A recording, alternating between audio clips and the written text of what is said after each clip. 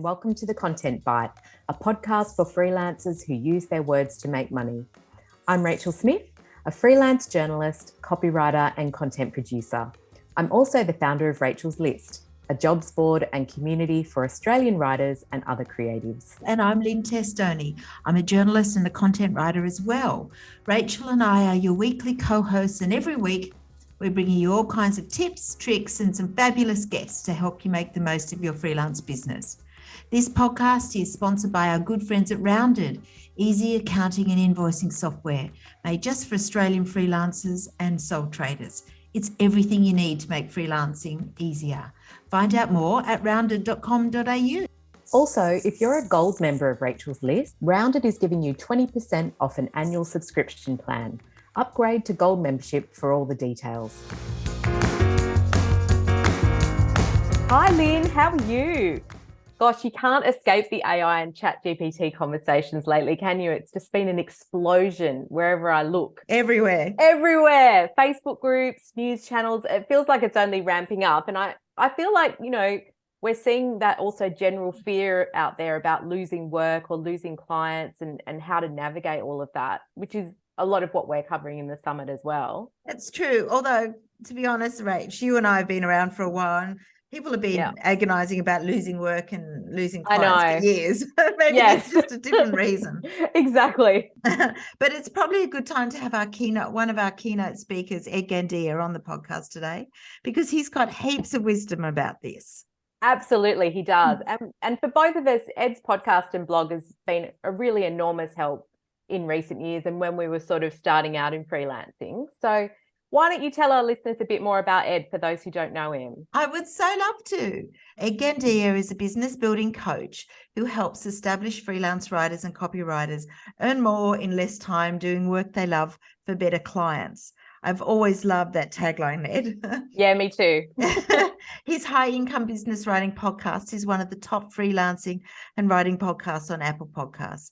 And his insights and advice have been featured in Forbes, Inc. magazine, Fast Company, CNN Radio, CBS Radio News, the Christian Science Monitor, the Atlanta Journal-Constitution, DM News, Airtrans Airways, Go magazine, and The Writer, among others. So welcome, Ed. It's great to have you here. Welcome. I am happy to be here. Thank you.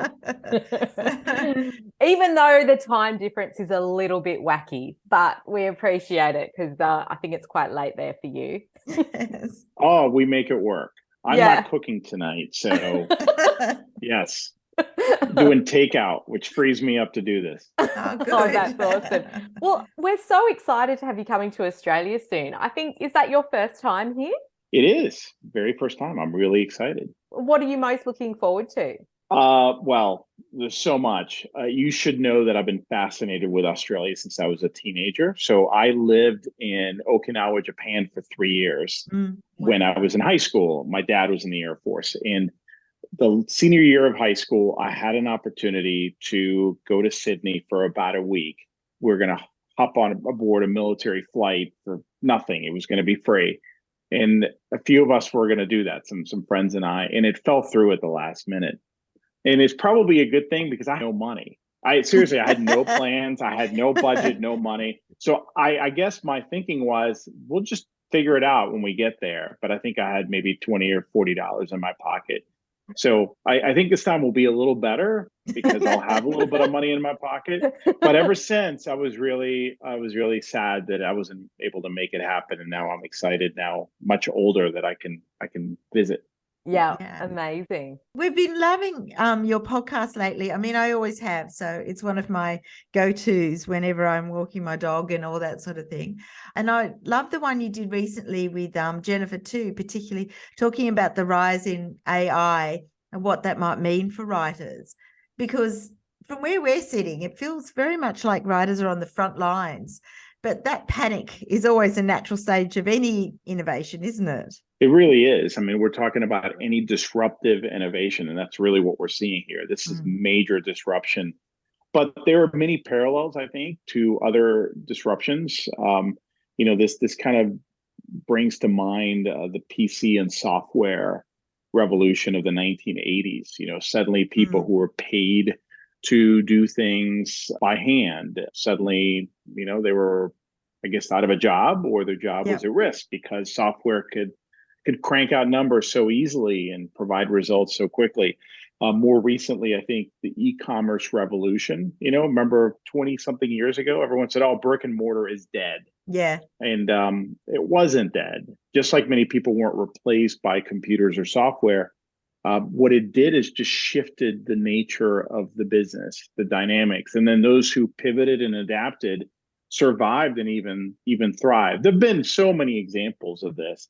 I think what makes this a little different is that we're not talking about just a gradual or incremental shift in technology. This is a sea change, but I think the fundamentals still apply here. I'd love to know what the vibe is in your groups, because I'm definitely seeing, a shift in Rachel's list in the community. It's kind of going from panic to more proactivity now. But what are you seeing? Well, with the people I work with, and I work with coaching clients on building and growing their businesses and improving their businesses. And I tend to work with much more established writers and copywriters, marketing strategists. Honestly, we haven't seen much yet. It's been mostly fear and speculation. But my clients tend to work with companies that are writing about more nuanced topics, in business to business communications, marketing communications, sales enablement. This is content that is not easily replicable by AI, ChatGPT. So we're not seeing a lot of it. I think what I am seeing is that when companies put projects on hold, then the assumption is, oh, maybe it's ChatGPT, or if they cancel a project, that it's ChatGPT or AI. When in many cases, it's really some other issues, specifically concerns about the economy when that is happening. So I think a lot of people are just going straight to the AI assumption. It is interesting. Yeah, I'm being canned because the agency has decided to completely handle their writers and switch to AI, when that might not necessarily be why. Well, we all jump there, don't we? Immediately it's, oh my gosh, I'm going to be homeless. I'm going to be living in a van by the river. Yes. And I think creatives, we tend to do that very easily, but it's not. It's definitely creating a ripple effect. But so I'm not seeing much yet. It's, again, mostly fear and speculation right now. The dust hasn't quite settled. Yeah. Well, that's certainly what I'm seeing, because Rachel and I do tend to work at that more strategic end of town, and that's certainly my clients. None of my clients have mentioned AI to me, and I think that's possibly the reason. Yeah, but it might be harder if you're at the beginning of your career, or if you're working in that sort of less strategic, sort of more sort of close to sort of, what are they, content mill sort of work. I think that's definitely it. So what sort of fears and worries do your clients come up with? If it's not AI, or are they, what sort of things do they worry about? No, it's definitely that AI is going to be replacing writers. I mean, they just go straight to the worst case scenario. Especially once you play around with it, you realize, this is much better than I thought it would be. Yeah. Especially if you learn how to prompt it correctly. But I think, again, we all immediately go to worst case scenario. And especially because of all the hype. And, I think the hype is justified. I don't think we have seen anything like this before. And we know it's only going to get better. Now, how better, what this will actually do, that's yet to be seen. Yeah. We know the summit is all about future-proofing your freelance career in the age of AI. Do you feel that there's things freelancers need to be changing up right now or doing differently right now? Oh, absolutely. This is something we all need to embrace. So this stance of, just ignore it. This is all hype. This is not going to impact you. Just stay strong. That is not good advice. All it takes is 10 minutes playing around with some of these tools, and you quickly realize that this is something we haven't seen before. I think the most important thing we can do as writers is learn how to leverage these tools. That's what they are. They're tools. And the ones who are going to thrive are the ones who know how to use them and how to use them effectively and efficiently to improve your writing productivity, to improve ideation, brainstorming, to write faster, more clearly. It can help with research. And also it can help with repurposing content. There are a lot of different practical uses where, I mean, the time savings could be dramatic. We're talking, several hours in any given week if you know how to use it right. To me, that's worth exploring. So I think we need to embrace these tools. We need to be just like, again, back in the software revolution of the 1980s. I don't know, a lot of people probably can't remember that. I was young, but I remember it was not about ignoring it. Oh, these are computers and, I'm better than that. No, it's about how can I use these tools to make me better, and so I can elevate my value and actually focus on the most important value that I bring to client engagements, which is going to be, some of the more strategic things, like you said, Lynn. Yeah, because one of the things you're talking about at the conference is strategy. And why is that such a critical skill, do you think? Yeah, first, I should mention that a lot of people get freaked out by the term strategy because they think, well, I'm not a strategist, but strategy really is just, think of strategy as recipes, right? How do I get from A to B? What steps do I need to take in what order? Especially if there's a creative element to coming up with that order. I like to think of it more and more as advisory. How do I help clients instead of with strategy, replace that with advisory? Because guess what? We're already doing that. I guarantee you that everyone listening to this podcast at some point is helping at least some of their clients with some ideas or with some feedback. The client says, I want this. It's like, well, have you thought about this other thing? Yeah. I think we all do that. And you're already doing it, so whether you call it strategy, advisory, advice, that is all really high value. And why is it important? Because let's call it advisory. It's a much higher rung on the value ladder. And if you're stuck at the low, you could get away with the lower rungs. That's going to change. Let's just say it right there. You're not going to survive if you stay in the, again, content mill, SEO focused. I just need fodder for my website. So much more harder for AI to replicate that skill set. Ideation, advisory, feedback, perspective.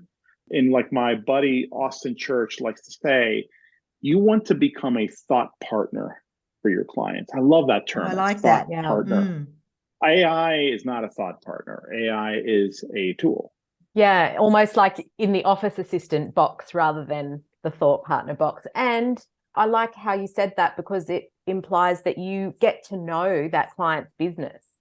And that's where the value comes in as well, which kind of brings us to educating clients, which I feel like we're all having to do a lot more. I just had a client say, should I swap, what you do for me to using ChatGPT? And that was my first, conversation with a client about that. So it was quite confronting. But I kind of talked her off the fence. And in the end, she was like, no, actually, that's not for me. I really need, a dedicated writer who knows my brand and all of that. But how do we manage those conversations with clients who are thinking, oh, it's a shiny thing and it's a cheap shortcut and I'm going to take it? Well, the first thing I would do is to not be reactive. Yeah. And instead, just come across someone who understands their thought process and their thinking. We can meet them where they are. Don't come across as confrontational or defensive. I think it's important that we educate ourselves as to where I fit within our work. And the fact that it's also not original content. These are language models that are pulling content from everywhere. And in many cases, it could be considered plagiarism. So I think we all need to understand that so we can have that conversation with our clients, understand and explain to clients that just like with software, this is going to be a learned skill. So this is not a plug and play technology that, okay, that's it. It's out of the box. It can start yielding results in a return on the investment immediately. The real value of getting the most out of AI is learning how to prompt it, learning how to use it. And that's a skill. So do clients really want to spend that kind of time and energy and resources getting really good at using these tools? Or are they better served spending more time and resources on their core business? Okay, so I think we need to educate them. I think we also need to think of ourselves as a little different. If we think of ourselves as just writers, as someone who has and works on a craft, That's limited thinking. I think we need to see ourselves as someone who is really good at a certain thing, at this craft, but also brings all this other value around it. And we need to first understand it, believe it, and then explain that to clients. And I think if we do that well, again, once the dust starts to settle, that's going to resonate with clients and prospects. Yeah, it's interesting because we've got a session at the summit about human-led content, and that's a new term I've been seeing, and that's really to differentiate from AI. But don't you think that this original content is now even more important? It absolutely is. I mean, I don't know how you feel about this. I don't feel like the world needs more content. No, 25 years ago, yeah, everyone is hungry for content 25 years ago. We're drowning in content. What the world really needs is more nuance and personalized content. Yeah. When you think about what does well is really all the long tail content, very, very nuanced, detailed, specific, personalized. And that just becomes much more difficult with AI. So yes, this idea of a human being able to be the one who uses these tools to create that nuanced content, that's key. Well, your podcast obviously is like, we're big fans of it. You've had 1 million downloads. It's such a great resource for so many freelancers in Australia. What do you really love about doing it, and what kind of feedback do you get from it? Well, I've found that creating content is one of my favorite things to do. So I don't know, I found joy in just creating the podcast, recording it. Many of my episodes are interviews. I really enjoy interviewing people. I learn from them. I'm a naturally curious person, like many of us are. I think that's one reason why we're writers. So I love to learn from them. I love to pick their brain. I see it as a conversation at Starbucks over coffee. And so that's a lot of fun. And just knowing that it makes a difference, just getting feedback. I was very, very unsure about launching a podcast 10 years ago when I started. Very hesitant. And just seeing the feedback and hearing from listeners is extremely encouraging. And I would say too that people are really hungry for perspectives, for opinions, for nuanced discussion. I think we're missing that again in a world that's swimming in content. What we really want is more meaningful, thoughtful conversation. And I think this is a great medium for that, where we can dive deeper and it's not 30-second sound bites or 400-word blog post. We can really take a deep dive and have a real meaningful and interesting conversation. So it's a great medium for that. That's so true. Have you found that it really changed your business, adding the podcasting element? Oh, it's been a dramatic change in my business. And for a couple of reasons. One is a better way to establish trust and credibility, and also to develop a relationship with listeners. So when people come to me and they want to explore working with me as a coach, one of the first things I hear when we get on a Zoom call is, I feel like I know you. It's really weird talking to you for the first time. Yeah. And it's just because it's almost like we've had this relationship for sometimes 3, 4, 5 years. And we finally get to talk. It just, the trust factor is already there. So now we're just having a conversation about fit and some other logistical things. Yeah. That's so audio is it's really quite intimate. It does feel like that sort of conversation. You're not in a big crowd. You're often listening to a podcast when you're on a walk or when you're commuting. So it is quite intimate, isn't it? It is. It is. I love asking people for where they listen to me, because I've had some very creative and unusual responses to that. From the typical jog and run and walk at the gym, all the way to doing yard work, mowing the lawn, to gardening, to folding laundry, road trips. It's funny. You can even listen to podcasts in the shower, Man, I'm not gonna go there. But the joke in my house is my wife keeps wondering why anyone would listen to me for more than 5 minutes. So, oh no! Oh yeah, well so she's not a fan. It's a joke. Yeah, we've been married 26 years. So. Fair enough. Fair enough. Well, one of my friends is a potter, a ceramicist, and she listens to all the podcasts while she's throwing clay. There you go. That's how she does it. That's a new one. I hadn't heard that one. Yeah. So how do you build an audience as a podcaster? I mean, I guess one thing I just picked up then is 10 years you've been doing it. I guess sometimes it's simple longevity, isn't it? I really believe it's longevity and consistency. Yeah. Those are key. But I think the others are things that I see a lot of podcasters miss, which is having a clear target audience, making it crystal. Too many people go broad. They feel if I cast a wider net, that kind of thinking. Yeah. And that works against you. I think you're much better with a much more focused audience. The other thing would be a much narrower focus on what you talk about. And then just being you. Yeah. Being you. I mean, hopefully the real authentic version of you is nice to listen to and interesting. We all hope that. But it's true. And I listen to a lot of shows where you can tell that's not the real person. Yeah. They think that they have to put on a show. So what they do is then they make it up with really high-end sound engineering and production, and you don't need all those things. If you're authentic, you have a clear focus, and you have a very clear target audience. And then the other things we talked about, publishing consistently, and then the longevity. We ask all our guests for their tech tips. So what are the digital tools that you'd be lost without, either with podcasting or strategy or writing? Yeah, I'll just tell you, I'm not a big gadget, or app person. I try to really limit what I add to my phone and to my life. But there are a few things that I guess I really couldn't live without. I mean, outside of email, for instance, Evernote.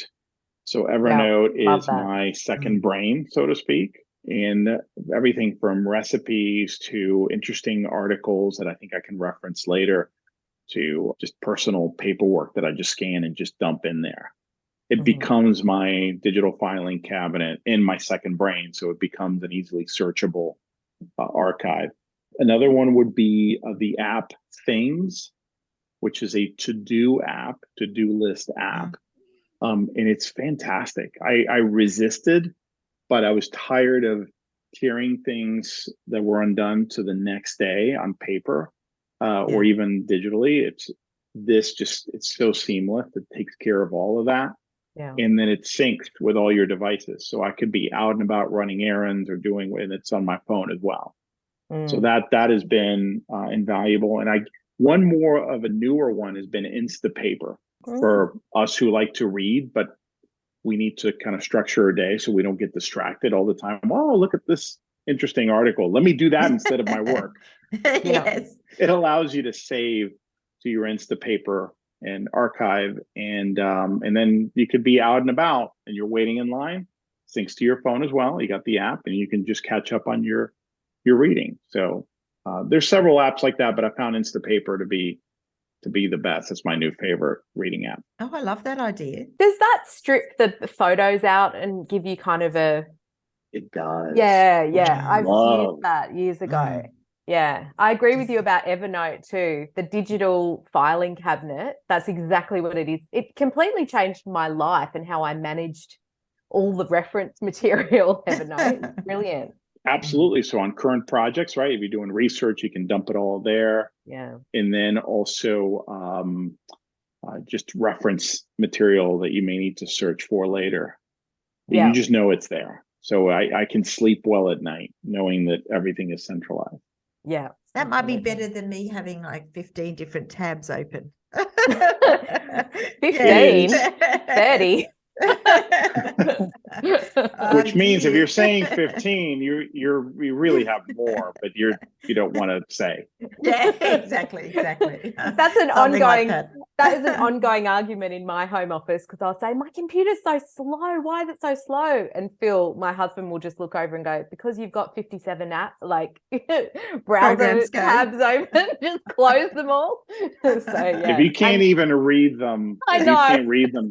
then you know it's bad. I never learn. Oh dear. Yeah. The last question we'd like to ask you, Ed, because you've been such a voice of reason for so many freelancers over the years, which is there anything you'd like to say to anyone who's going through these sort of tough times with this, I guess, looming recession? Although, to be honest, it's not as bad here as it is over there.